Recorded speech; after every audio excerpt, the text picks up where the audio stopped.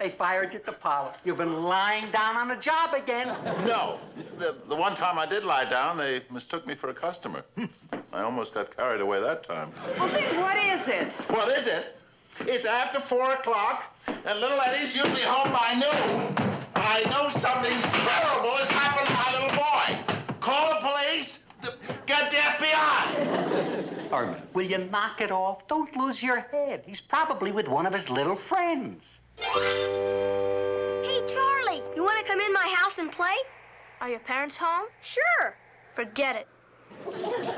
Well, what's wrong with my parents being home? You know how parents are. They're always mean to kids. Well, my parents aren't mean. Sure they are. You're just too dumb to notice it. Now, you take my parents. Why, they're the meanest parents in the whole world. You know, Eddie, they're so mean to me that tonight at 7 o'clock, I'm gonna run away for good. Run away? Where? I'll run away to a cave in the woods and live on nuts and herbs and trap wild animals and never coming back as long as I live. Yeah, but why are you waiting till 7 o'clock to run away? Well, heck, I don't want to miss supper. Eddie? Eddie, won't you come in now and help me set the table? And then you have to tidy up your room. Yes, Mom. You see, Eddie? Your parents are too mean to you. Why don't you run away from home with me tonight? They haven't been that mean to me yet. You'll wait and see. They will be. You shouldn't let them get away with it. I suppose if they got real mean, I might run away. Now you're talking, Eddie. See ya. See ya.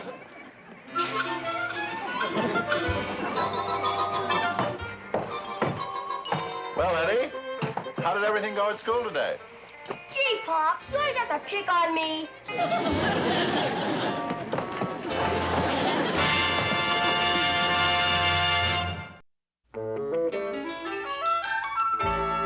Mom, can I stay up an extra hour past my bedtime tonight? Well, there's no school tomorrow. I guess you could. You mean nobody's gonna yell at me and tell me no? Of course not, Eddie. It's all right with us. Eddie, why don't you have another piece of pie? It's your favorite. Oh, you're gonna make me. Of course we're not going to make you. Marilyn just thought you'd enjoy some.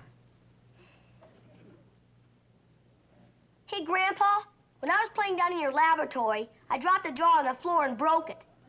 When did that happen? It was last month, one night when I was doing my homework. And when I dropped it, it spilled all over the floor. Eddie, don't worry about it. It was a long time ago. And anyway, what's the use of crying over spilled blood?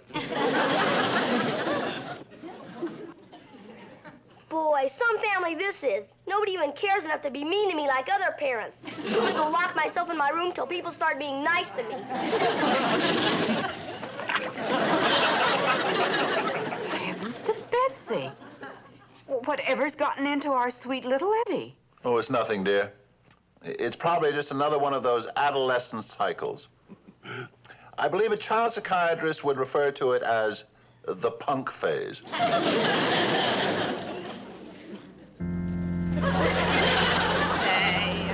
cut down the old pine tree and they hauled it off to the mill to make a coffin of pine for that sweetheart of mine. They cut down the old pine tree, but she's not alone in her grave tonight. For it's there my heart will always be. Always be. They drifted apart. Still they cut down my heart when they cut down the old pine tree.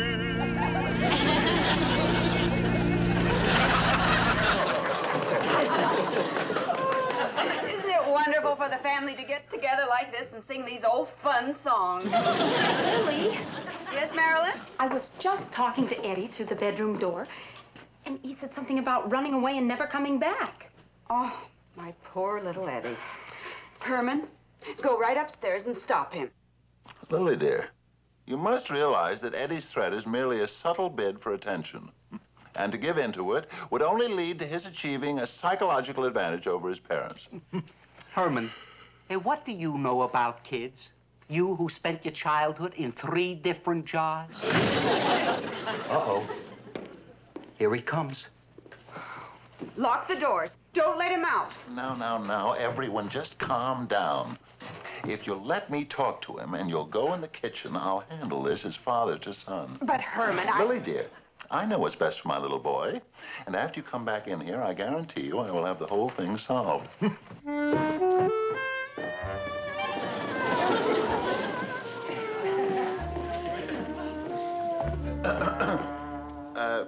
Excuse me, but are we going someplace? No, we aren't going anyplace. But I'm running away from home. I see. That's very interesting. I suppose you've thought it over and have a very good reason for leaving your comfortable home and the people who love you. Yes, I have. I see. And what is that reason? It's rotten here. Seems to be a rather conclusive reason. May I ask what you have in the pillowcase? Just the stuff I'll need to last me for the next 20 years. 20 years? Oh, I hope you had enough forethought to include a razor. No, because I'm going to grow a beard and let rats build their nests in it. Nobody cares how I look. I see. Do you have any idea where you're going? No, I just might go to a deserted island and get eaten up by cannibals. If I can find any cannibals that are that hungry. Son, you wouldn't like to just sit down here for a second and talk this over with your old dad, would you? No, thank you. Well, in that case, then I guess there's nothing left to do except say goodbye, and it's been nice knowing you. Yes, sir.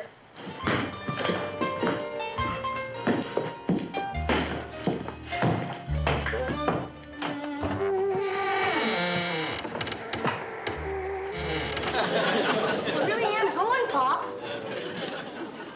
I really am. Well, good luck, son. And don't forget to write. You have our zip code number. Goodbye. Goodbye.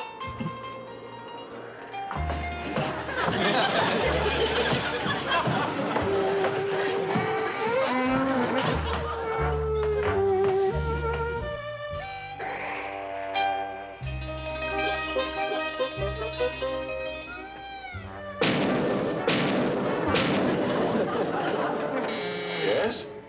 Would you say goodbye to Mom for me? I certainly will. And Grandpa? Mm-hmm. And Marilyn? Yes? And Spotty? Mm-hmm. And the Raven? And the Kitty? And my pet snake Elmer, who lives under the garbage pail. And who's gonna miss me? I will. I'll take care of all of that. Goodbye again. Goodbye again.